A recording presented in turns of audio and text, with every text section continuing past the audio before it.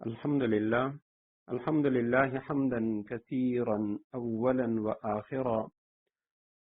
والصلاة والسلام على حبيبه دائما وسرمدا. أما بعد، فأعوذ بالله من الشيطان الرجيم. بسم الله الرحمن الرحيم.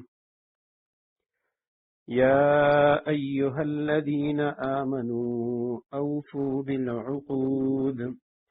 أحلت لكم بهيمة الأنعام إلا ما يتلى عليكم غير محل الصيد وأنتم حرم، إن الله يحكم ما يريد. صدق الله العظيم. اللهم صل على محمد النبي الأمي وعلى آله وأصحابه وبارك وسلم. رب اشرح لي صدري ويسر لي أمري واحلل عقدة من لساني يفقهوا قولي. رب زدني علما. اللهم أرنا الحق حقا وارزقنا اتباعه، وأرنا الباطل باطلا وارزقنا اجتنابه.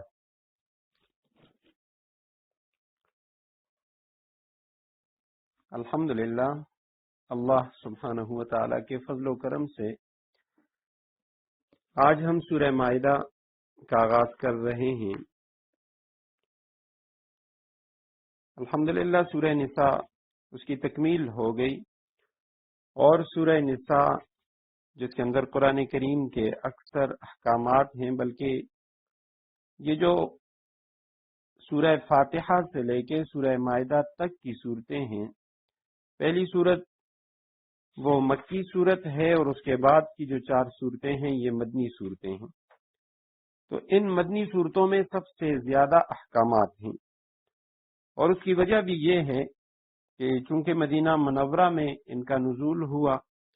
اور وہاں معاشرتی، سماجی، سیاسی حوالے سے جتنے صحابہ کرام کو مسائل درپیش تھے، اللہ سبحانہ و تعالی نے ان کا حل ان صورتوں میں بیان کیا ہے۔ تو اب ان مدنیات کی 4 جو مدنی صورتیں ہیں، اور یہ قرآن کریم کی سب سے یعنی عظیم صورتیں بھی ہیں، سب سے بڑی صورتیں بھی ہیں رکوعات کے لحاظ سے، آیتوں کے لحاظ سے۔ اب ان میں جو آخری صورت ہے وہ سورہ مائدہ ہے۔ سورہ مائدہ اس صورت مبارکہ کے اندر مدنی صورت ہے، اور 120 آیات ہیں، 16 اس کی رکوعات ہیں۔ مدنی اور مکی صورتوں کے حوالے سے ہم پڑھ چکے ہیں کہ 2 طرح کی مشہور ان کی تعریفیں کی گئی ہیں۔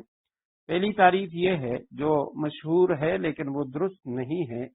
کہ مکی اس صورت کو کہا جاتا ہے، عام ذہن یہ ہے، عام لوگ یہ سمجھتے ہیں کہ مکی صورتوں سے مراد وہ صورتیں ہوں گی جو مکہ میں نازل ہوئی، اور مدنی صورتوں سے مراد وہ صورتیں ہوں گی جو مدینہ منورہ کے اندر نازل ہوئیں، لیکن یہ تعریف اس کی درست نہیں ہے۔ صحیح جو تعریف ہے وہ یہ ہے کہ مکی صورتیں وہ ہیں جو رسول اللہ صلی اللہ علیہ وسلم کی ہجرت سے پہلے نازل ہوئی ہیں، اور اس کے مقابلے میں مدنی صورتیں وہ ہیں جو رسول اللہ صلی اللہ علیہ وسلم کی ہجرت کے بعد نازل ہوئی۔ اگرچہ مکی صورت جو ہجرت سے پہلے نازل ہوئی، اگرچہ وہ مکہ سے باہر کسی اور جگہ میں نازل ہوئی ہے، لیکن پھر بھی اس کو مکی کہا جاتا ہے۔ اور مدنی صورت کی جو ہجرت کے بعد نازل ہوئی ہیں، اگرچہ ہجرت کے بعد چاہے وہ صورت صلح حدیبیہ کے موقع پر مکہ میں نازل ہوئی یا حجۃ الوداع میں مکہ میں نازل ہوئی ہے، لیکن تب بھی اس صورت کو یا ان آیات کو مدنی شمار کیا جاتا ہے۔ تو یہ جو صورت ہے نبی کریم صلی اللہ علیہ وسلم کی حیات طیبہ کے بالکل آخری دور میں نازل ہوئی ہے۔ علامہ ابو حیان جو صاحب بحر محیط تفسیر والے ہیں، وہ فرماتے ہیں کہ اس کے کچھ حصے صلح حدیبیہ میں نازل ہوئے، اور کچھ حصہ وہ فتح مکہ کے موقع پر نازل ہوا، اور کچھ وہ حجۃ الوداع میں رسول اللہ صلی اللہ علیہ وسلم کے پہلے اور آخری حج کے موقع پر نازل ہوئی، جب اسلام ہر طرف پھیل چکا تھا، اور اسی وجہ سے اس صورت میں مسلمانوں کے سماجی، سیاسی، معاشی مسائل سے متعلق بہت سی ہدایات کی گئی ہیں۔ اس صورت کا خلاصہ یہ ہے کہ سورت کے آغاز میں مسلمانوں کو عہد و پیمان پورا کرنے کا حکم دیا گیا ہے، اور اسی طرح دشمن کے ساتھ بھی ہر معاملے میں انصاف کا حکم ہے۔ کفار کا اسلام کی پیش قدمی روکنے سے عاجز آنے کی خوشخبری ہے، اور دین کی تکمیل، دین کے مکمل ہونے کی خوشخبری ہے۔ حلال و حرام غذاؤں کا ذکر ہے، شکار کے احکام ہیں سورت کے اندر، اہل کتاب کا ذبیحہ، یہود و نصارہ ان کا ذبیحہ، اور اسی طرح اہل کتاب کی جو خواتین ہیں ان سے نکاح کا ذکر ہے۔ چوری اور ڈاکے کی سزاؤں کا تذکرہ ہے۔ اسی طرح قتل ناحق، اس کی مذمت و برائی بیان کی گئی ہے۔ حابیل و قابیل، حضرت آدم علیہ السلام کے جو دو بیٹے، ان کا واقعہ اسی صورت میں ہے۔ اسی طرح شراب اور جوئے کی حرمت کا ذکر ہے، یعنی شراب کے متعلق جو بالکل آخری حکم ہے وہ حکم سورہ مائدہ کے اندر موجود ہے، اور اسی طرح جوئے کی حرمت کا بھی ذکر ہے۔ وضو اور تیمم وغیرہ کے جو مسائل ہیں ان کا تذکرہ ہے۔ اس سورہ مبارکہ کے کئی نام ہیں۔ پہلا نام تو سورہ المائدہ اس کو کہا جاتا ہے، اور مائدہ یہ عربی زبان میں دسترخوان کو کہتے ہیں۔ تو اس سورت کی آیت نمبر 114 میں یہ واقعہ بیان ہوا ہے کہ حضرت عیسیٰ علیہ السلام سے ان کے متبعین نے یہ دعا کرنے کی فرمائش کی تھی کہ اللہ تعالی ان کے لیے آسمانی غذاؤں کے ساتھ ایک دسترخوان نازل فرمائے،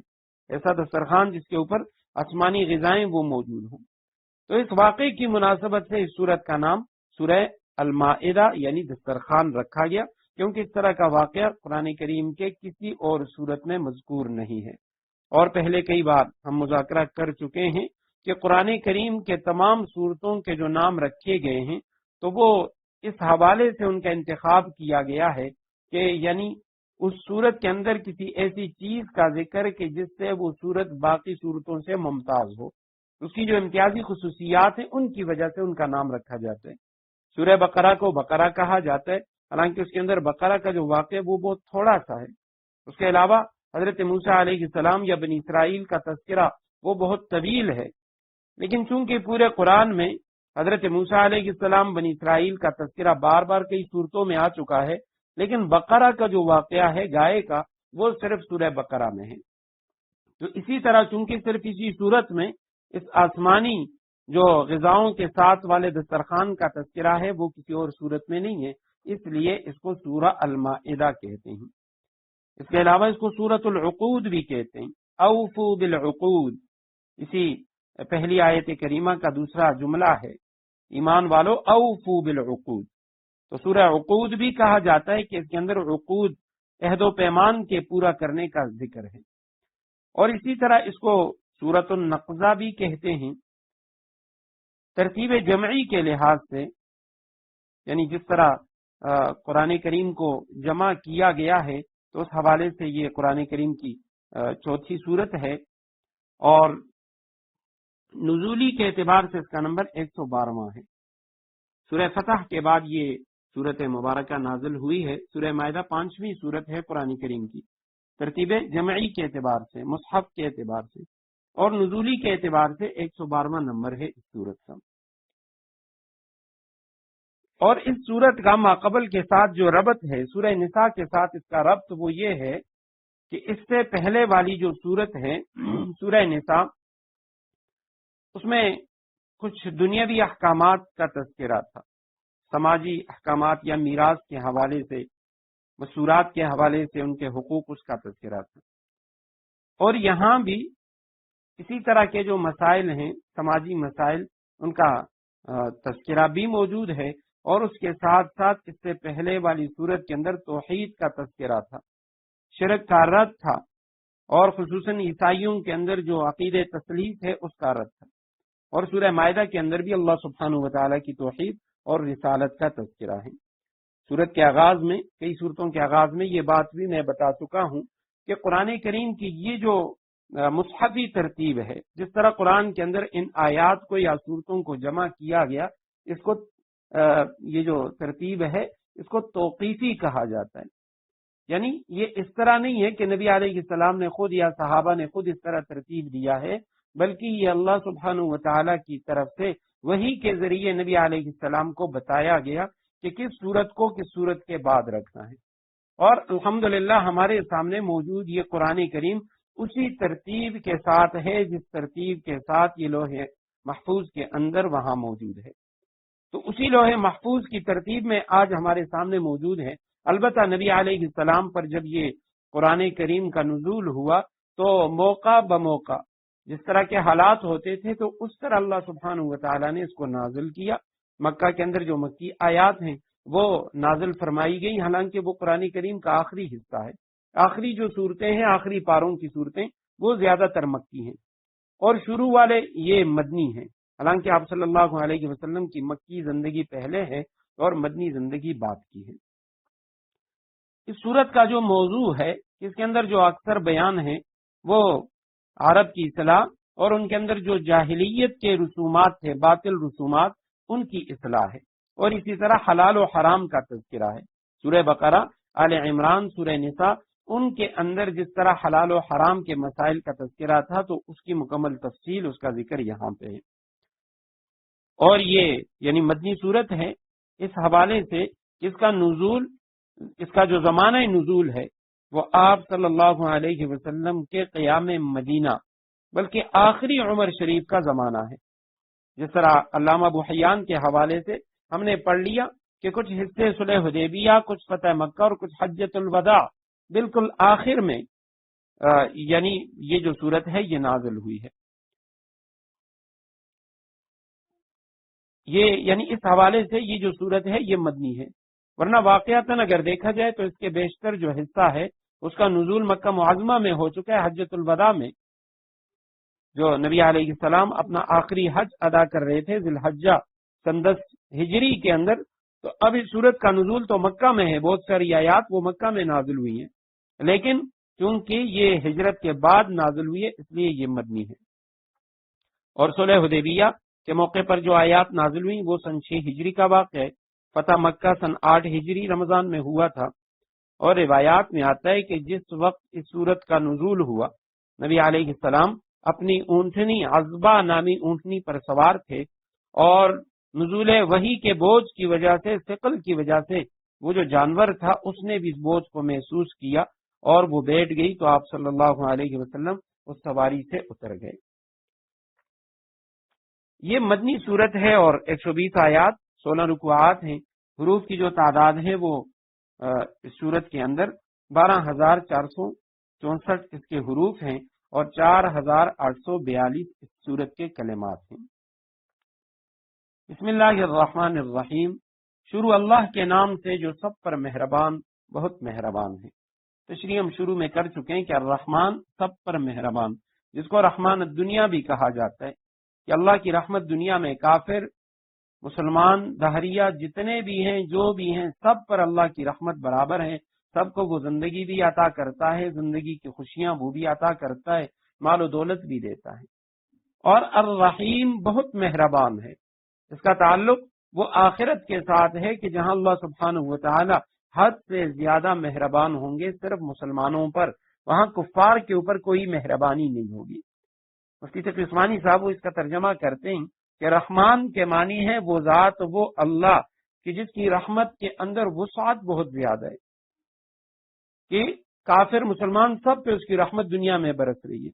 اور رحیم کے معنی ہے وہ ذات کہ جس کی رحمت یعنی بہت زیادہ ہوگی، وسعت تو اس وقت اس میں نہیں ہوگی لیکن زیادتی کے ساتھ ہوگی، کہ دنیا میں مسلمان کافر بہت ساری اس کی خواہشیں ایسی ہوتی ہیں جو پوری نہیں ہوتی، لیکن آخرت میں مسلمان جو چاہے گا اللہ سبحانہ و تعالی اس کو عطا کریں گے۔ ایسی وسیع رحمت ہوگی کہ وہاں مسلمانوں کے لیے کوئی بھی چیز وہ ناممکن نہیں ہوگی۔ یا ایھا الذین آمنوا اوفوا بالعقود، سورت کی طرف آتے ہیں، اے ایمان والو، اوفوا بالعقود، معاہدوں کو پورا کرو۔ احلت لکم بہیمۃ الانعام، تمہارے لیے وہ چوپائے حلال کر دیے گئے ہیں جو مویشیوں میں داخل یا ان کے مشابہ ہوں، الا ما یتلی علیکم، سوائے ان کے کہ جن کے بارے میں تمہیں پڑھ کر سنایا جائے گا، غیر محل الصید وانتم حرم، بشرطے کہ جب تم احرام کی حالت میں ہو، غیر محل الصید، اس وقت شکار کو حلال نہ سمجھو۔ ان اللہ یحکم ما یرید، اللہ جس چیز کا ارادہ کرتا ہے اس کا حکم دیتا ہے۔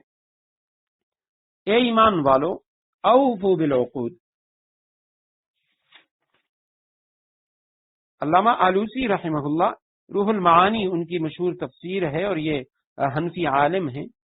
انہوں نے فرمایا کہ سورہ بقرہ اور سورہ آل عمران یہ باعتبار مضامین کے متحد ہیں، ان کے مضامین وہ آپس میں بہت زیادہ ان کے اندر اتحاد اور مماثلت پائی جاتی ہے، کہ ان کے اندر زیادہ تر اصول جو ہیں وہ عقائد، توحید، رسالت، قیامت وغیرہ کا تذکرہ ہے۔ اور اسی طرح سورہ نساء اور سورہ مائدہ یہ باعتبار مضامین کے متحد ہیں کہ ان دونوں میں بیشتر فروعی احکام کا بیان ہے، اصولی یعنی توحید، رسالت، قیامت اس کا کم ہے، اس کے مقابلے میں دیگر جو معاشرتی احکام ہیں، سماجی احکام ہیں، ان کا تذکرہ زیادہ ہے۔ اور اگر ہم ان صورتوں کے الفاظ پر بھی غور کریں، ان کے آیات پر بھی غور کریں تو ان میں بھی بہت زیادہ مماثلت پائی جاتی ہے۔ سورہ بقرہ کے شروع میں الف لام میم ذالک الکتاب، اور سورہ ال عمران کے شروع میں الف لام میم اللہ، دونوں کے آغاز میں حروف مقطعات، اور پھر ان کے اندر یعنی آغاز ہی میں ذالک الکتاب قرآن کا تذکرہ ہے۔ اسی طرح سورہ آل عمران اس کے شروع میں بھی قرآن کریم کا تذکرہ، قرآن کی حقانیت کا ذکر۔ سورہ نساء کو دیکھیں تو اس کا آغاز یا ایھا الناس اتقوا، یا ایھا الناس کے لفظ، اے لوگو ڈرو اللہ سے، اور سورہ مائدہ اس کے شروع میں یا ایھا الذین آمنوا، یعنی وہی جو خطاب والے الفاظ ہیں، ہاں وہاں عموم تھا، سب لوگوں کو شامل کیا گیا، اور یہاں خصوص ہے کہ صرف ایمان والوں کو شامل کیا گیا۔ اوفو، تم پورا کرو، ایفا سے امر کا صیغہ ہے، ایفائے وعدہ اردو میں بھی استعمال کیا جاتا ہے، ایفائے عہد، وعدہ کا پورا کرنا۔ بالعقود، عقود قول و قرار کو کہا جاتا ہے، عہد و پیمان کو، عقدن کی جمع ہے یہ۔ عقد کہتے ہیں ایک چیز کو دوسرے چیز میں مضبوطی سے باندھنا، عام طور پہ اردو میں عقد نکاح، نکاح کے لیے یہ لفظ استعمال ہوتا ہے، لیکن عربی میں آپ ہر طرح کے جو معاہدات ہیں ان کے لیے یہ لفظ استعمال ہوتا ہے۔ اسی سے عقدہ ہے، عقدہ گرہ کو کہتے ہیں، اور عقدہ ہی سے عقیدہ ہے، پختہ اور مضبوط نظریات، ان کو عقیدہ کہا جاتا ہے، تو یہ بھی عقدہ اور اسی عقود کے لفظ ہیں۔ یہاں اوفو بالعقود اس سے مراد وہ تمام شرعی احکامات ہیں، دینی احکامات ہیں کہ جن کی تعمیل بندوں پر لازمی اور ضروری ہے، اور یہ تمام معاملات، اس کے جو جملہ عہد و پیمان ہیں، امانات وغیرہ، وہ سب اس میں داخل ہیں، کہ وہ اللہ سبحانہ وتعالی کے ساتھ بندے کا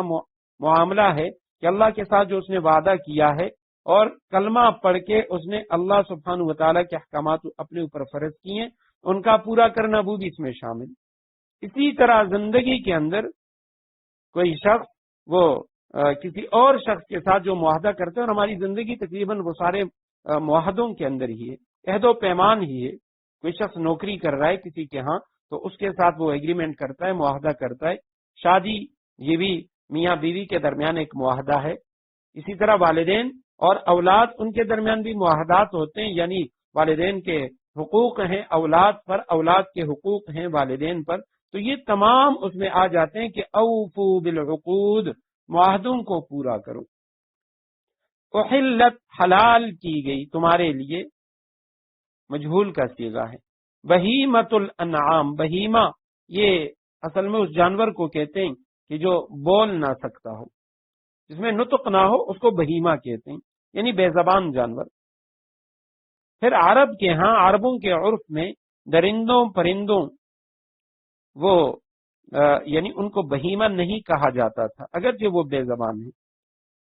لیکن وہ درندوں اور پرندوں کو بہیمہ نہیں کہتے تھے۔ بعض علماء وہ کہتے ہیں کہ بہیمہ یہ ہر چوپائے کو کہا جاتا ہے، جو 4 پاؤں سے چلتا ہے اسے بہیمہ کہتے ہیں۔ اس کے بعد دوسرا لفظ ہے انعام،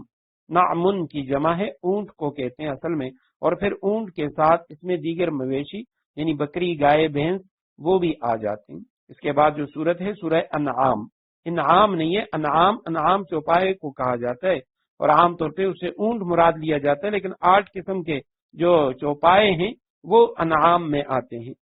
بکری مذکر اور مؤنث، نر اور مادہ دونوں، اسی طرح گائے اور بیل بھینس، اونٹ اور اونٹنی، تو یہ جو سب ہیں یہ انعام میں آ جاتی ہیں۔ الا سوائے ما یتلا علیکم، جو تم پر تلاوت کی جائے گی، یعنی عنقریب جو تمہارے اوپر تلاوت کی جائے گی، وہ جو جانور ہیں وہ تمہارے لیے حرام ہے، باقی سب تمہارے لیے حلال ہے۔ غیر محل، سوائے محل الصید، محلی اسم فاعل کا صیغہ ہے، محل واحد ہے اس کا، تو احلال سے ہے یعنی حلال قرار دیے جانے والے۔ حل کا معنی ہوتا ہے گرہ کھول دینا، کسی جگہ پڑاؤ کرنا، وہاں چونکہ سامان کھولا جاتا ہے تو اسے بھی حل کہا جاتا ہے۔ تو غیر محل الصید کا معنی ہے کہ شکار کو حلال مت قرار دو۔ وَأَنْتُمْ حرم، اس حال میں کہ تم احرام کی حالت میں ہو، حرم حرام کی جمع احرام باندھنے والے، کہ جب تم احرام کی حالت میں ہو تو اس وقت شکار کو حلال نہ سمجھو۔ ان اللہ یحکم ما یرید، یقیناً اللہ سبحانہ وتعالی حکم دیتا ہے ما یرید، جو وہ چاہتا ہے۔ تو اس رکوع کے اندر اللہ سبحانہ وتعالی نے سب سے پہلے جو عہود ہیں، عہد و پیمان ہیں، ان کے پورا کرنے کا حکم دیا ہے کہ اپنے عہد و پیمان ان کو پورا کرو، اور یہ جو حکم ہے یعنی یہ عام ہے۔ مفسرین کرام کے اقوال بظاہر اس میں مختلف نظر آتے ہیں، کسی نے کہا ہے کہ اس سے وہ معاہدات مراد ہیں جو اللہ تعالیٰ اور اس کے بندوں کے درمیان ایمان اور طاعت کے متعلق ہیں، بعض نے کہا جو حلال و حرام کے احکام ہیں وہ مراد ہیں۔ عبداللہ ابن عباس رضی اللہ تعالیٰ عنہما سے یہ منقول ہے۔ بعض حضرات فرماتے ہیں کہ لوگ جو آپس میں ایک دوسرے سے معاہدے کرتے ہیں، جیسے نکاح کا معاہدہ، بے و شراء کا معاہدہ، تو یہ مراد ہے۔ لیکن امام راغب اصفہانی رحمہ اللہ وہ فرماتے ہیں کہ معاہدات کی جتنی قسمیں ہیں سب اس لفظ کے حکم میں داخل ہیں، اور پھر وہ فرماتے ہیں کہ معاہدوں کی ابتداً 3 قسمیں ہوتی ہیں۔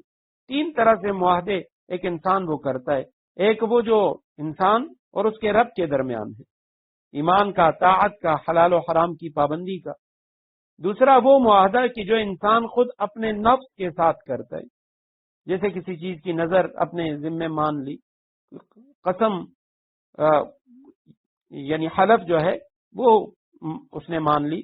اپنے ذمے لازم کر لی۔ یا تیسرا وہ معاہدہ جو انسان کا دوسرے انسان کے ساتھ ہے، اور پھر اس کے اندر فرمایا تمام وہ معاہدے شامل ہیں دو شخصوں، 2 جماعتوں، 2 حکومتوں کے درمیان ہوتے ہیں، اور اس آیت کریمہ کے ضمن میں یہ سب آ جاتی ہیں۔ آگے فرمائے احلت لکم بہیمۃ الانعام، تمہارے لیے حلال کر دی گئی ہے بہیمۃ الانعام، چوپائے جو مویشیوں میں داخل ہیں اور یا ان کے مشابہ ہوں، تو یہ سب جو ہیں وہ تمہارے لیے حلال۔ چوپایا تو ہر اس جانور کو کہتے ہیں جو 4 ہاتھ پاؤں پر چلتا ہو، لیکن ان میں صرف یعنی وہ جانور حلال ہیں جو مویشیوں میں شمار ہوتے ہیں، جو پالتو جانور ہیں، گائے، اونٹ، بھیڑ، بکری، یا پھر ان مویشیوں کے مشابہ ہوں جیسے ہرن، نیل گائے وغیرہ، تو یہ جو جانور ہیں یہ تمہارے لیے حلال قرار دیے گئے ہیں۔ الا ما یتلا علیکم، ہاں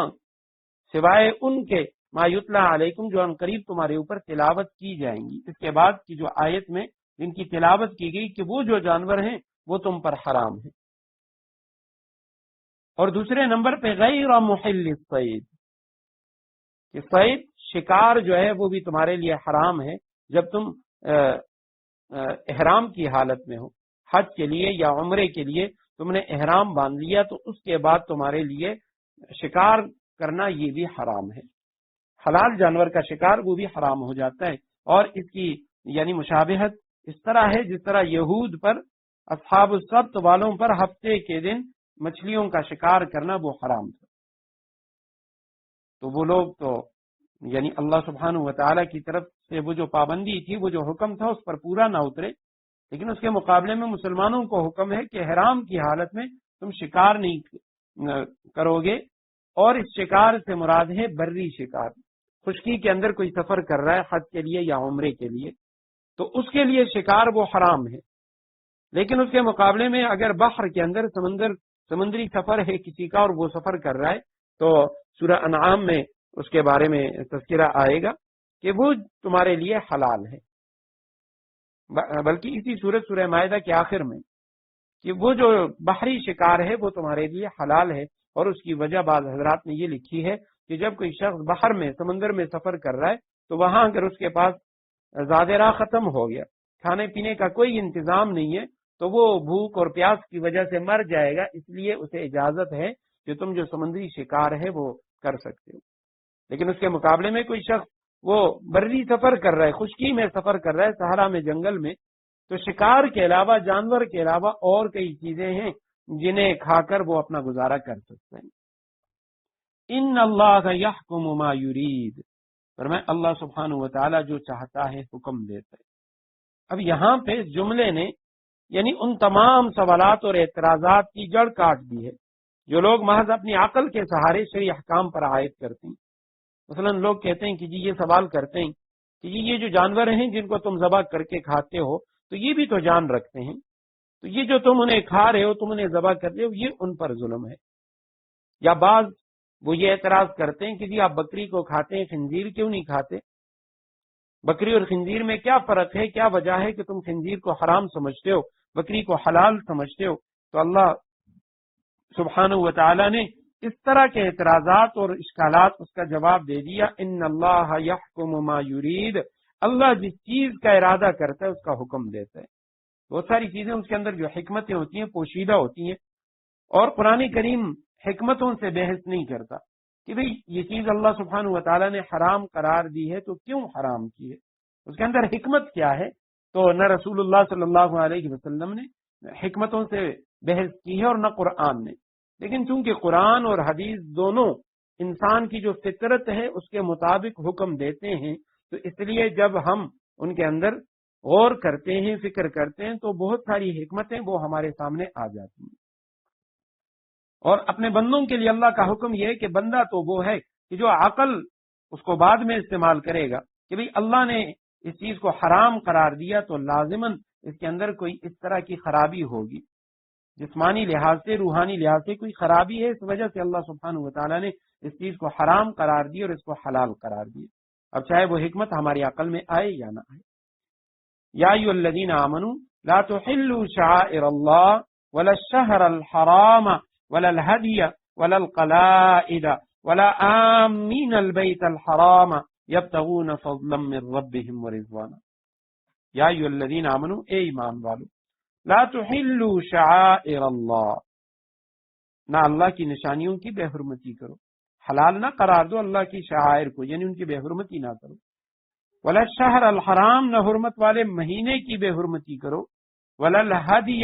اور نہ ان جانوروں کی جو قربانی کے لیے حرم لے جائے جائیں۔ ولا القلائد، نہ ان پٹوں کی جو ان کے گلے میں پڑے ہوں۔ ولا آمین البیت الحرام، نہ ان لوگوں کی جو اللہ کا فضل اور اس کی رضامندی حاصل کرنے کی خاطر بیت اللہ، بیت حرام کا ارادہ لے کر جا رہی، یبتغون فضلا من ربهم ورضوانا،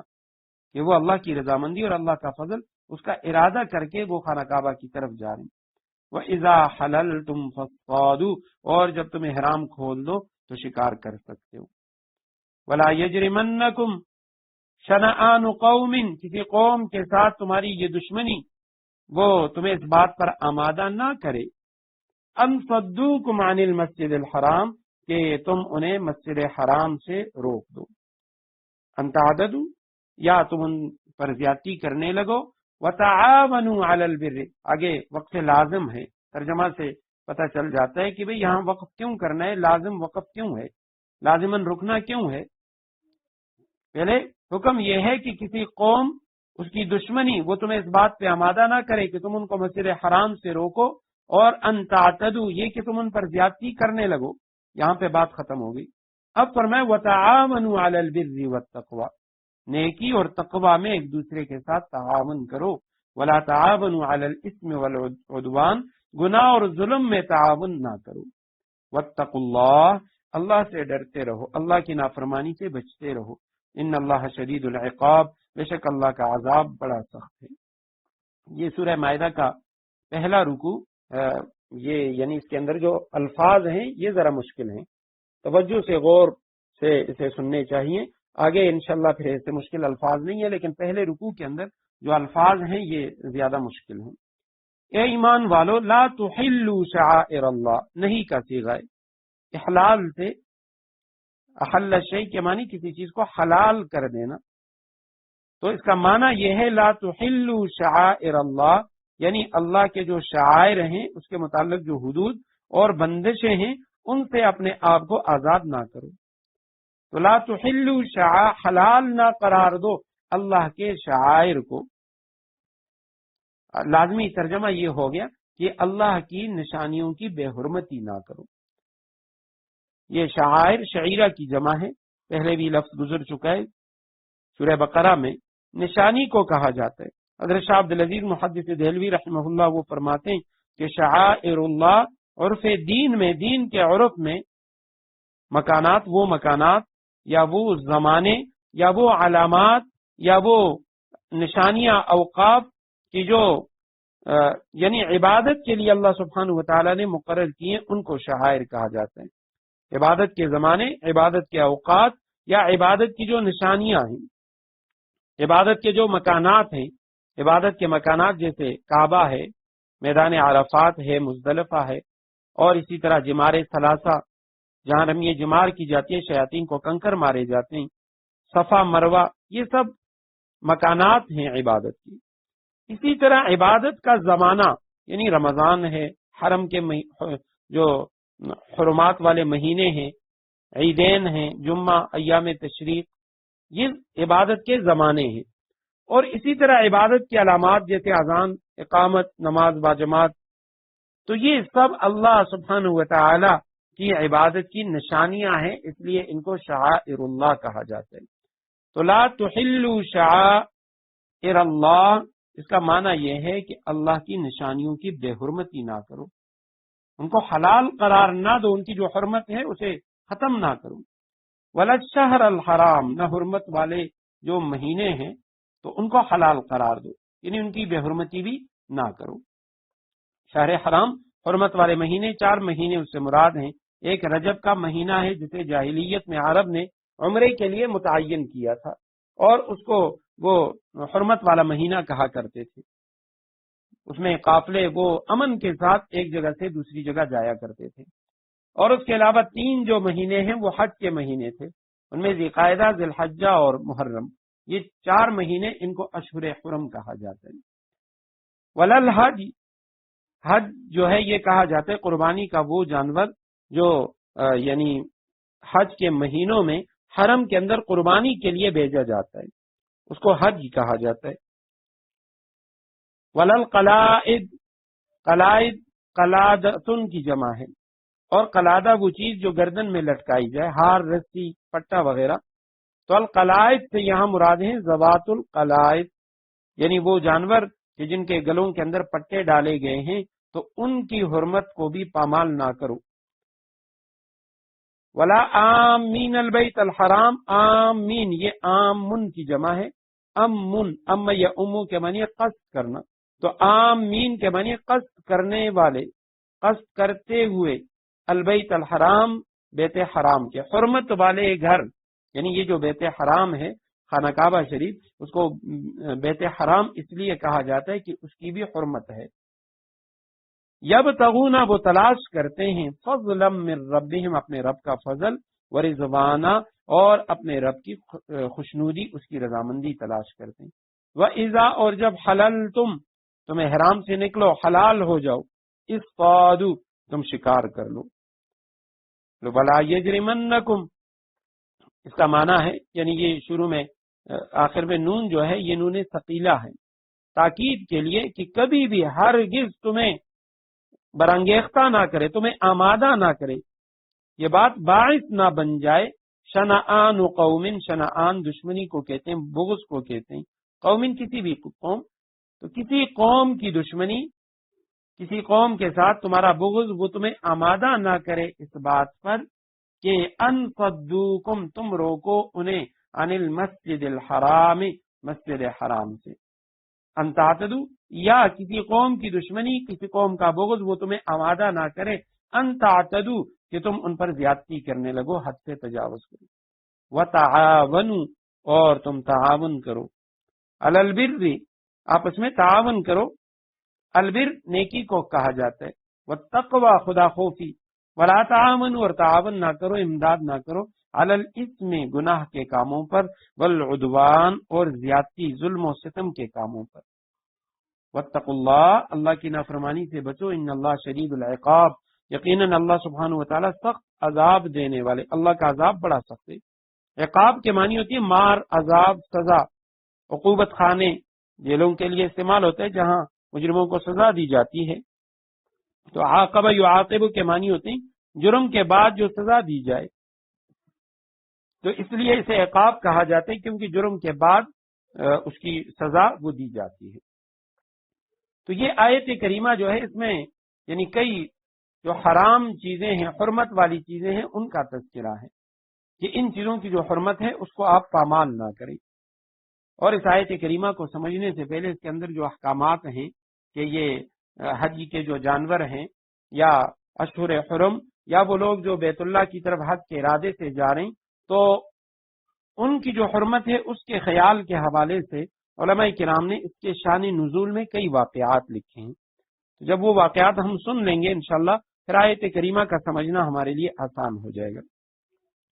सबसे पहली बात तो ये है कि ये यहाँ जो फरमाया कि वला यजरिमन्नकुम शनआनु कौमिन अन सद्दूकुम अनिल मस्जिदिल हराम अन तातदू, कि भाई इसकी वजह क्या हो सकती है कि सहाबे किराम अगर शाइरुल्लाह उसकी हुर्मत को पामाल करेंगे, उसे हलाल करार देंगे या हुर्मत वाले महीने या जो जानवर कुर्बानी के लिए ले जाए जा रहे हैं तो उनकी हुर्मत को क्यों पामाल करेंगे। उसकी वजह यह है कि सन 6 हिजरी में जब आप सल्लल्लाहु अलैहि वसल्लम ने अपने ख्वाब का तज़किरा किया सहाबा के सामने कि मैंने ख्वाब में देखा कि मैं उम्रे के लिए गया हूँ, सहाबा मेरे साथ हैं। अब सहाबा किराम ने इसरार किया, रसूलुल्लाह सल्लल्लाहु अलैहि वसल्लम ने इरादा किया उम्रे के इरादे से। जब हुदैबिया के मकाम पर पहुंचे तो मुशरिकीन मक्का ने आप सल्लल्लाहु अलैहि वसल्लम को रोक लिया और फिर वो तफसीली वाकया हम कई बार सुन चुके, पढ़ चुके हैं। आप सल्लल्लाहु अलैहि वसल्लम और मुशरिकीन मक्का के दरमियान सुलह का वाकया पेश आया। 10 साल के लिए जंगबंदी हो गई, तो इस वाकये को सुलह हुदैबिया कहा जाता है। उसमें एक बात ये तय हो गई कि मुसलमान इस साल वापस चले जाएंगे और आइंदा साल ये आएंगे, इनके पास किसी किस्म का कोई असलहा नहीं होगा सिवाय तलवार के, और वो भी मियान के अंदर होगी,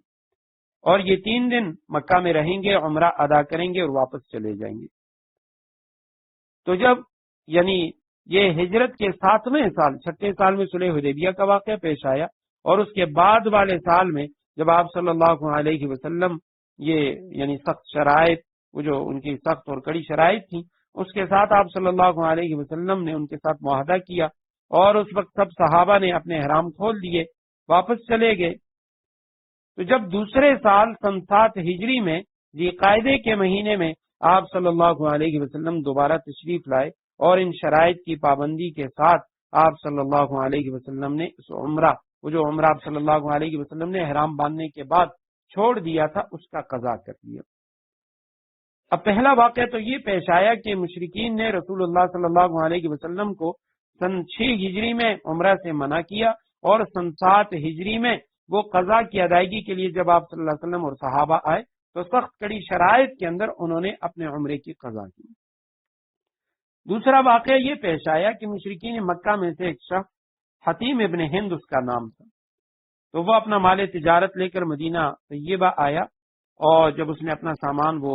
फरोख्त कर दिया, बेच दिया, तो उसके बाद उसने रसूलुल्लाह सल्लल्लाहु अलैहि वसल्लम की खिदमत में हाजिरी की और रसूलुल्लाह सल्लल्लाहु अलैहि वसल्लम के सामने वो इस्लाम ले आया। आप सल्लल्लाहु अलैहि वसल्लम को उसने ये तसल्ली दी कि मैं मुसलमान हो चुका हूँ। लेकिन जिस वक्त कहते हैं ये रसूलुल्लाह सल्लल्लाहु अलैहि वसल्लम के पास आ रहा था, हतीम इब्न हिंद अल-बिकरी इसका नाम था, तो उस वक्त आप सल्लल्लाहु अलैहि वसल्लम ने फरमाया लक़द दखला बिवजहिन काफिर व खरज बिअक़बिन गादिर, कि ये जो शख्स हमारे यहाँ आ रहा है ये कुफर के साथ आया और ये धोखा और गद्दारी के साथ लौटेगा। तो आप सल्लल्लाहु अलैहि वसल्लम ने पहले से ये पेशगोई फरमा दी थी और फरमाया कि ये शैतान की जबान से कलाम करेगा। जब ये वापस चला गया, अब वापस जाने के बाद मदीना से बाहर निकला तो वहां पे सहाबे किराम के मुसलमानों के कुछ जानवर चर रहे थे, तो ये उनको हंकाकर साथ ले गया। صحابہ کرام کو اس کی اطلاع ہوئی کہ وہ ہمارے جانور وہ بھگا کر لے گیا، صحابہ کرام اس کے تعاقب میں نکلے لیکن یہ بھاگ چکا تھا۔ تو جب دوسرے سال یعنی ہجرت کے 7ویں سال آپ صلی اللہ علیہ وسلم اور صحابہ کرام وہ عمرہ حدیبیہ کی قضاء کے لیے جا رہے تھے تو دور سے تلبیہ کی آواز سنی۔ اب جب دیکھا تو یہی حتیم ابن ہند البکری، یہ رسول اللہ صلی اللہ علیہ وسلم کے صحابہ مدینہ والوں کے جانور جو یہ چرا کر لایا تھا، تو ان جانوروں کو اپنے ساتھ یہ خانہ کعبہ میں لا رہے قربانی کے لیے کہ میں ان جانوروں کو ان کی یہاں قربانی کروں گا۔ تو اس وقت صحابہ کرام نے جب دیکھا کہ یہ تو ہمارے جانور ہیں تو انہوں نے اس پر حملہ کا ارادہ کیا کہ ہم اس پر حملہ کر کے اسے اپنے جانور وہ چھین لیں۔ تو اس موقع پہ اللہ سبحانہ و تعالیٰ نے ان آیات کو نازل کیا۔ دوسرا واقعہ جو یعنی ان آیات کے اندر ہے کہ بھئی نہ تو اشہر حرم کی حرمت کو آپ نے پامال کرنا ہے، ولا الحج، اور نہ ان جانوروں کی جو جانور قربانی کے لیے حدود حرم میں لائے گئے، ولا القلائد، اور نہ ہی اسی طرح وہ جو پٹے ان کے گلوں میں ڈالے جاتے ہیں تو آپ نے ان کی حرمت بھی پامال نہیں کرنی۔ قلائد سے مراد یا تو وہی پٹے ہیں جو ان جانوروں کے گلے میں بطور نشانی اور علامت کے ڈالے جاتے تھے کہ بھئی یہ حرم کی طرف یہ جانور لے جائے جا رہے ہیں۔ اور بعض حضرات فرماتے ہیں ذوات القلائد اس سے مراد ہیں، یعنی وہ جانور مراد ہیں جن کے گلوں کے اندر یہ ہار اور پٹے پڑے ہوئے ہیں۔ ولا آمین البیت الحرام، اور نہ ہی ان لوگوں کی طرف آپ نے ان سے کچھ اعراض کرنا ہے کہ جو بیت حرام کا قصد کر چکے ہیں، عمرہ یا حج کے لیے وہ احرام باندھ چکے ہیں۔ اب یہاں پہ تیسرا واقعہ ایک اور وہ یہ پیش آیا کہ ہجرت کے 8ویں سال یعنی 6 سال میں صلح حدیبیہ کا واقعہ، 7ویں سال میں عمرۃ القضاء کا واقعہ، اور 8ویں سال میں رمضان میں جب مکہ فتح ہوا تو تقریباً پورے عرب پہ مسلمانوں کا قبضہ ہو گیا۔ مشرکین مکہ کو رسول کریم صلی اللہ علیہ وسلم نے بغیر کسی انتقام کے ان کو آزاد فرما دیا، معافی کا اعلان فرما دیا۔ تو اب اس کے بعد وہ جو مشرک لوگ تھے چونکہ ان کے لیے معافی کا اعلان ہوا تو وہ اپنے جاہلانہ طرز پہ حج و عمرہ کی جو رسوم ہیں وہ بھی ادا کیا کرتے تھے۔ تو اس وقت بعض صحابہ کرام ان کے دلوں میں یہ بات آئی کہ جب ہم سن 6 ہجری میں صلح حدیبیہ والے سال ہم عمرے کے لیے آئے تھے تو ان لوگوں نے ہمیں عمرہ کے لیے نہیں چھوڑا، اس وقت مکہ ان کے قبضے میں تھا، تو آج مکہ ہمارے قبضے میں آ چکا ہے، اب مکہ ہمارے پاس ہے اور یہ لوگ جاہلیت کے رسوم اس طرز پہ یہ حج ادا کرنے، عمرہ ادا کرنے، تو لہٰذا یہ یعنی ہمارا بھی حق ہے، ہمیں بھی حق پہنچتا ہے کہ ہم ان لوگوں کو عمرہ کرنے سے روک دیں۔ یہ جو ان کا ناجائز اور غلط طریقہ ہے تو اس سے یہ عمرہ اور حج کیوں ادا کر رہے ہیں اور ہم نے کیوں ان کو آزاد چھوڑا ہے، تو ہمیں ان کو اس سے روکنا چاہیے۔ تو یہ جو آیات ہیں یہ اس موقع پر یہ آیات کریمہ ان کا نزول ہوا ہے اور اس کے اندر صحابہ کرام کو تسلی دی گئی ہے۔ سب سے پہلے فرمایا یا ایھا الذین آمنوا، اے ایمان والو، لا تحلوا شعائر اللہ، اللہ کی نشانیوں کی بے حرمتی نہ کرو، ولا الشہر الحرام، نہ حرمت والے مہینے کی بے حرمتی کرو، ولا الہدی، نہ ان جانوروں کی جو قربانی کے لیے حرم لے جائے جائیں، ولا القلائد، اور نہ ان پٹوں کی جو ان کے گلے میں پڑے ہوں۔ یا تو یہ الگ ہے، قلائد پٹے مراد ہیں، بعض حضرات نے لکھا ہے کہ یہ تاکید کے لیے، یعنی اس سے مراد بھی وہی جانور ہیں الحدی کے اندر جو آ گئے، یعنی وہ جانور کہ جن کو قربانی کے لیے لے جایا جا رہا ہے تو ان کی حرمت کا بھی خیال رکھنا ہے، ان کے گلے میں چاہے وہ ہار یا پٹا ہو یا نہ ہو، اور دوسرے وہ کہ جن کے گلوں میں پٹا ہے ان کی حرمت کا بھی خیال کرنا ہے۔ ولا آمین البیت الحرام، اور نہ ان لوگوں کی کہ جو آمین البیت الحرام، جو بیت حرام کا ارادہ لے کر جا رہے ہیں، یبتغون، وہ لوگ تلاش کرتے ہیں، وہ حاصل کرنے کی کوشش کرتے ہیں، فضلا من ربہم، اپنے رب کا فضل، ورضوانا، اور اس کی رضامندی۔ اب یہاں پہ یہ اشکال پیدا ہو سکتا ہے ذہن میں کہ بھئی اب صحابہ کرام وہ ان لوگوں کو روکنے کی کوشش کر رہے ہیں، مشرک جو اپنے غلط طریقے سے خانہ کعبہ کی عبادت کر رہے ہیں یا خانہ کعبہ میں وہ قربانی کے جانوروں کو لا رہے ہیں۔ قرآن کہہ رہا ہے کہ یبتغون فضلا من ربہم ورضوانا، وہ اپنے رب کا فضل اور اس کی رضامندی حاصل کرنے کے لیے یہ کچھ کر رہے ہیں۔ تو یہ فضلا من ربہم ورضوانا سے کیا مراد ہے؟ حضرات مفسرین کرام نے مختلف جواب دیے ہیں۔ ایک جواب تو یہ ہے کہ فضل سے مراد منفعت دنیاوی ہے، کیونکہ حج کے موقع پر وہاں بڑی بڑی منڈیاں لگتی تھیں، تو اس لیے یہ لوگ دنیاوی تجارت کے لیے بھی آیا کرتے تھے، وہاں پہ جانور لا کر وہ حاجیوں پہ بیچتے تھے۔ اور رضوان سے مراد جو ہے وہ یہ ہے کہ، اور فضل کا لفظ قرآن کریم میں کئی مقامات پہ دنیاوی جو منفعت ہے رزق کے لیے یہ لفظ استعمال ہو چکا ہے۔ رضوانہ سے مراد یعنی ان کے زعم میں، ان کے خیال میں رضائے الہی ہے، کہ وہ یہ خیال کیا کرتے تھے ہم جو خانہ کعبہ کا حج کرتے ہیں، حاجیوں کی خدمت کرتے ہیں اور یہ برہنہ طواف کرتے ہیں تو اس میں ہمیں اجر ملتا ہے اور ہمارا رب وہ ہم سے راضی ہوتا ہے۔ تو یہاں فضلا من ربہم و رضوان سے مراد یعنی ان کے زعم میں، ان کے خیال میں کہ بھئی ہمیں اپنے رب کی رضامندی ملتی ہے، یہ ان کا خیال قرآن کریم بیان کر رہا ہے۔ وَإِذَا حَلَلْتُمْ فَاصْطَادُوا، یہ امر کا صیغہ ہے، جب تم آزاد ہو جاؤ، حلال ہو جاؤ احرام سے، پھر تم شکار کر سکتے ہو۔ لیکن علماء نے لکھا کہ یہاں عام طور پہ امر کا صیغہ وہ وجوب کے لیے ہوتا ہے کہ لازماً پھر وہ کام کرنا ہے، لیکن یہاں پہ یہ اجازت کے مفہوم میں ہے کہ جب تم حلال ہو جاؤ تو اس کے بعد شکار کرنے میں تم پر کوئی حرج نہیں ہے، اس کے بعد تم شکار کر سکتے ہو۔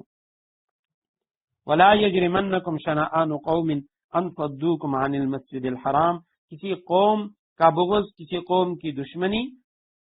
لا یجرمنکم کہ وہ تمہیں آمادہ نہ کرے اس بات پر، ان صدوکم عن المسجد الحرام کہ تم انہیں مسجد حرام سے روک دو۔ وہی صلح حدیبیہ والا واقعہ کہ صحابہ کرام کے ساتھ مشرکین مکہ کی جو زیادتی تھی تو اس کے بعد صحابہ کی طرف سے بھی جو ممکنہ زیادتی ہو سکتی تھی اس کے روکنے کا حکم ہے کہ بھی انہوں نے جو کیا ہے وہ کیا، تم نے ان کو نہیں روکنا۔ ان تعتدو، اور یہ کہ تم حد سے تجاوز کرو، ان پر ظلم کرو، اس سے بھی اللہ سبحانہ و تعالیٰ نے تمہیں منع کیا ہے۔ تمہیں یعنی کسی قوم کی دشمنی وہ اس بات پہ آمادہ نہ کرے، ان تعتدو کہ تم حد سے تجاوز کرو، ان پر ظلم کرو۔ وَتَعَاوَنُوا عَلَى الْبِرِّ وَالتَّقْوَى، تعاونوا تم تعاون کرو البر نیکی کے کاموں میں۔ البر سے مراد علماء لکھتے ہیں کہ وہ اوامر جن کا حکم دیا گیا، جو اچھے کام جن کا حکم دیا گیا ان میں ایک دوسرے کے ساتھ تعاون کیا کرو۔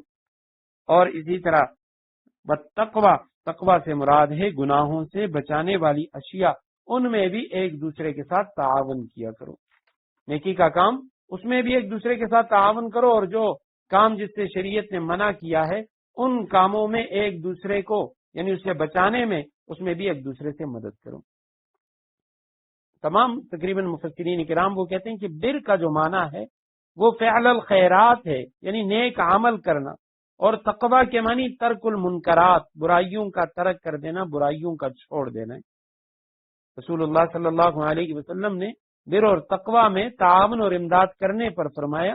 کہ الدال علی الخیر کفاعلہ، یعنی جو شخص کسی کو نیکی کا راستہ بتا دے تو اس کا ثواب ایسا ہی ہے جیسے اس نیکی کو اس نے خود کیا ہو۔ اور صحیح بخاری شریف میں ہے، رسول کریم صلی اللہ علیہ وسلم نے فرمایا جو شخص لوگوں کو ہدایت اور نیکی کی طرف دعوت دے تو جتنے آدمی اس کی دعوت پر نیک عمل کریں گے، کسی کو ذکر کی طرف بلا دیا اور کسی کو قرآن سیکھنے سکھانے کی طرف، قرآن کی تلاوت کرنے کی طرف، نماز کی دعوت دی، تو آپ صلی اللہ علیہ وسلم نے فرمایا جو شخص لوگوں کو ہدایت اور نیکی کی طرف دعوت دے تو جتنے آدمی اس کی دعوت پر نیک عمل کریں گے ان سب کی برابر اس کو بھی ثواب ملے گا۔ اور فرمایا بغیر اس کے کہ ان لوگوں کے ثواب میں کچھ کمی نہیں کی جائے گی، ان لوگوں کو بھی پورا پورا ثواب ملے گا، اور جتنے لوگ اس کی وجہ سے نیک عمل کی طرف آئے ہیں ان کے برابر اس شخص کو بھی ثواب ملے گا۔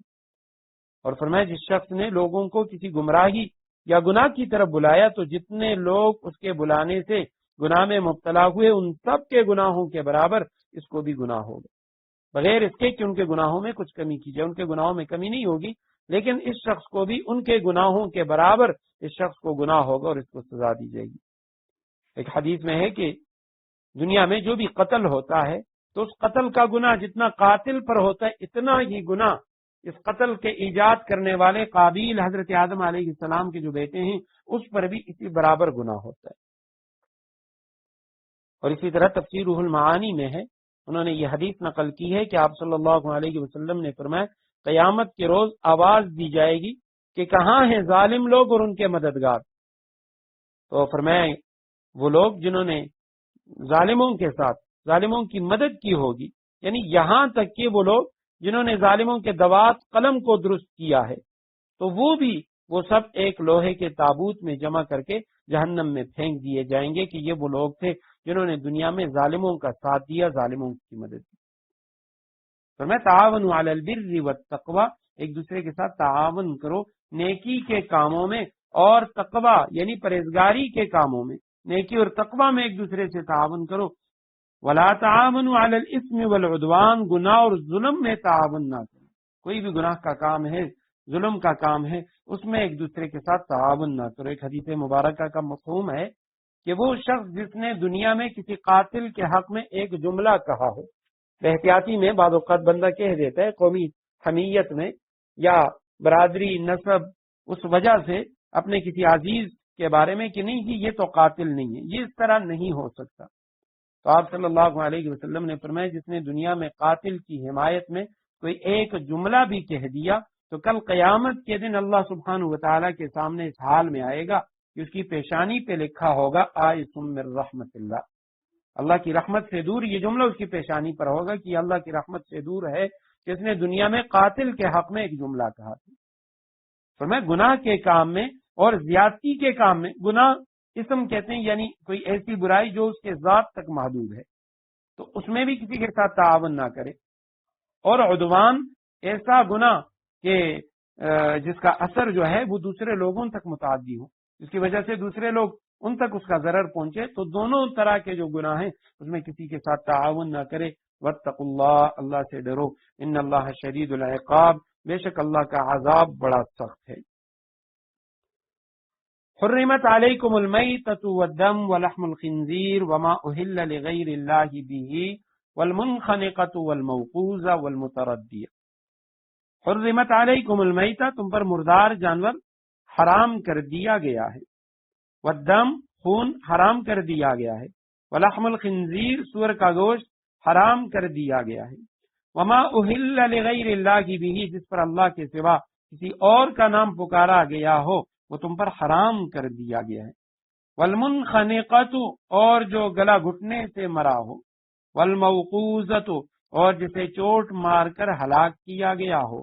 والمتردیۃ، اور جو اوپر سے گر کر مرا ہو، والنطیحہ، اور جسے کسی جانور نے سینگ مار کر ہلاک کیا ہو، وما اکل السبع، اور جسے کسی درندے نے کھا لیا ہو، یہ تمام کے تمام جانور تم پر حرام ہیں، الا ما زکیتم، الا یہ کہ سوائے یہ کہ تم اس کے مرنے سے پہلے اس کو ذبح کر چکے ہو۔ وما ذبح علی النصب، اور وہ جانور بھی حرام ہیں جسے بتوں کی قربان گاہ پر ذبح کیا گیا ہو۔ وان تستقسموا بالازلام، اور یہ بات بھی تمہارے لیے حرام ہے کہ تم جوئے کے تیروں سے گوشت وغیرہ تقسیم کرو۔ ذالکم فسق، یہ ساری باتیں سخت گناہ کی ہیں۔ الیوم یئس الذین کفروا من دینکم، آج کافر لوگ تمہارے دین کے مغلوب ہونے سے نا امید ہو گئیں۔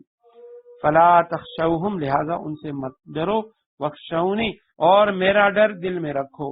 الیوم اکملت لکم دینکم، آج میں نے تمہارے لیے تمہارا دین مکمل کر دیا ہے، واتممت علیکم نعمتی، اور تم پر اپنی نعمت پوری کر دی ہے، ورضیت لکم الاسلام دینا، اور تمہارے لیے اسلام کو دین کے طور پر ہمیشہ کے لیے پسند کر لیا۔ فمن اضطر فی مخمصۃ، ہاں جو شخص شدید بھوک کے عالم میں بالکل مجبور ہو جائے، غیر متجانف لإثم، بشرطے کی گناہ کی رغبت کی بنا پر ایسا نہ کیا ہو، فإن اللہ غفور الرحیم، بے شک اللہ بہت معاف کرنے والا بڑا مہربان ہے۔ آیت کریمہ کے الفاظ اگرچہ مشکل ہیں لیکن یہ آیت کریمہ اور اس میں یہ کچھ چیزیں قرآن کریم میں 4 مقامات پہ آ چکی ہیں۔ سورہ بقرہ وہاں ہم پڑھ چکے ہیں آیت نمبر 172 میں، اور یہاں سورہ مائدہ میں، پھر اس کے بعد سورہ انعام میں اور سورہ نحل میں 4 مقامات پہ آیت کریمہ کے اکثر الفاظ وہ آ چکے ہیں، البتہ یہاں زیادہ تفصیل ہے، باقی مقامات پہ اتنی تفصیل نہیں ہے۔ تو حرمت حرام کر دی گئی ہے تم پر، المیتہ مردار، مجہول کا صیغہ حرمت، والدم اور خون، ولحم الخنزیر اور خنزیر کا گوشت وہ بھی تم پر حرام ہے، وما اہل لغیر اللہ بہ، اور جس پر اللہ کے سوا کسی اور کا نام پکارا گیا ہو۔ اصل میں اہل یہ ہلال سے ہے، ہلال عربی میں چاند کو کہتے ہیں، پہلی رات کا جو چاند ہے اسے ہلال کہتے ہیں، اور جب بھی یعنی چاند طلوع ہوتا ہے لوگ اسے دیکھتے ہیں تو اس وقت آوازیں لگاتے ہیں، جو پہلی مرتبہ دیکھ لیتا ہے وہ سب کو بلاتا ہے، آواز دیتا ہے کہ وہ دیکھو چاند، تو اس پکارنے کو آواز دینے کو اس کو ہلال کہا جاتا ہے۔ اس کے بعد یہ لفظ عام ہو گیا، بچے کے رونے کے لیے بھی یہ ہلال کا لفظ وہ استعمال کیا جاتا ہے۔ تو اہل کے اصل معنی یعنی نیا چاند نکلا، تو یہاں اہل بھی یعنی کسی جانور کو ذبح کرنے سے پہلے اللہ کا نام لے کر پکارنا، تو اہل لغیر اللہ معنی یہ ہے کہ جس پر اللہ کے سوا کسی اور کا نام پکارا گیا ہو۔ والمنخنقہ، المنخنقہ یہ اسم فاعل کا صیغہ ہے، منخنقہ یعنی مؤنث کا، منخنقن، منخنقان، منخنقون، اور منخنقتن انخناق سے، انخناق کے معنی گلا گھٹ کر مر جانا، اسی سے مرض خناق ہے جس سے یعنی گلا گھٹتا ہے۔ تو منخنقہ یعنی وہ جانور کہ جس کا گلا گھٹنے سے مر گیا ہو۔ اس کے بعد الموقوذہ یہ وقت سے ہے، چوٹ کھا کر مرا ہوا، اس میں مفعول کا صیغہ یہ کہ جو یعنی جس کو چوٹ لگی ہو، چوٹ کی وجہ سے وہ جانور مر گیا ہو۔ المتردیہ اس میں فاعل کا صیغہ یہ بھی، وہ جانور جو اوپر سے گر کر ذبح کرنے سے پہلے مر جائے، پہاڑ سے گرا، کسی اونچی جگہ سے گرا یا کنویں کے اندر گر گیا۔ الردا کے معنی ہلاکت ہے، تردی اپنے آپ کو ہلاکت میں ڈالنا۔ اس کے بعد کا لفظ ہے والمنخنقہ والموقوذہ والمتردیہ والنطیحۃ، نطیحہ یہ صفت کا صیغہ ہے اور اس کے معنی ہے منطوحہ کے معنی میں ہے یہ وہ جانور جو دوسرے کے سینگ کی چوٹ سے مرا ہو، کسی جانور نے دوسرے کو سینگ مارا، اس سے جو جانور مر گیا تو اس کو کہا جاتا ہے النطیحہ۔ اس کے بعد فرمایا وما اکل، اور جس کو کھایا السبع درندے نے، واحد ہے اسبع، سباع، سبوع یہ اس کی جماعت ہے، تو سبع درندے کو کہا جاتا ہے، جس کو کھایا درندے نے، یہ سب حرام ہیں الا سوائے اس کے، الا یہ کہ ما زکیتم جس کو تم نے ذبح کیا، زال کے ساتھ زکا یزکی کے معنی ذبح کرنا، اور زا کے ساتھ تزکیہ کے معنی پاکی صفائی، الا ما زکیتم وما ذبح، اور وہ جو ذبح کیے گئے علی النصوب بتوں پر، یعنی جو بتوں کے نام پہ جو وہاں پہ پتھر نصب کیے گئے تو ان پتھروں پر ان بتوں کے نام پہ جو ذبح کیے گئے تو وہ بھی حرام ہے۔ وَأَن تَسْتَقْسِمُوا بِالْأَزْلَامِ، تَسْتَقْسِمُوا تم قسمت معلوم کرو، تم بانٹو، تم تقسیم چاہو، استقسام کے معنی تقسیم کا طلبگار۔ بالازلام، ازلام ظلم کی جمع تیر کو کہا جاتا ہے، وہ تیر مرادیں جن کے ذریعے مشرکین عرب کسی اہم کام کے کرنے یا نہ کرنے کے متعلق فیصلے کرتے تھے۔ انشاءاللہ تفسیر کے اندر اس کی تفصیل آئے گی۔ آگے فرمائے ذالکم فسق، یہ گناہ ہے، نافرمانی ہے، الیوم آج، اب یئس مایوس ہو گئے وہ لوگ جو کافر ہیں، من دینکم تمہارے دین کے مغلوب ہونے سے، فلا تخشوہم تم ان سے نہ ڈرو، واخشونی مجھ سے ڈرو، آج کے دن میں نے مکمل کر دیا تمہارے لیے تمہارے دین کو، واتممت اور میں نے تمام کر لی تم پر نعمتی اپنی نعمت، ورضیت اور میں راضی ہوا، یعنی میں نے پسند کیا تمہارے لیے اسلام کو بطور دین کے۔ فمن استر، پس جو استر ماضی مجہول کا صیغہ استرار سے، جو اب اختیار کیا گیا، جو مجبور ہوا، فی مخمصۃ، مخمصہ کے معنی بھوک، بھوک کی وجہ سے جو شخص شدید بھوک میں مجبور ہو گیا، غیر متجانف لاسم، تجانف گناہ کی طرف میلان رکھنے والا، غیر نہیں ہے وہ، متجانف میلان رکھنے والا، لاسم گناہ کی طرف، یعنی گناہ کرنے والا نہ ہو، فإن اللہ غفور الرحیم، تو اللہ سبحانہ وتعالی بخشنے والے مہربان ہے۔ انشاءاللہ اس کی تشریح آئندہ درس میں کریں گے۔ بارک اللہ لی ولکم فی القرآن العظیم ونفعنی وإیاکم بالآیات والذکر الحکیم۔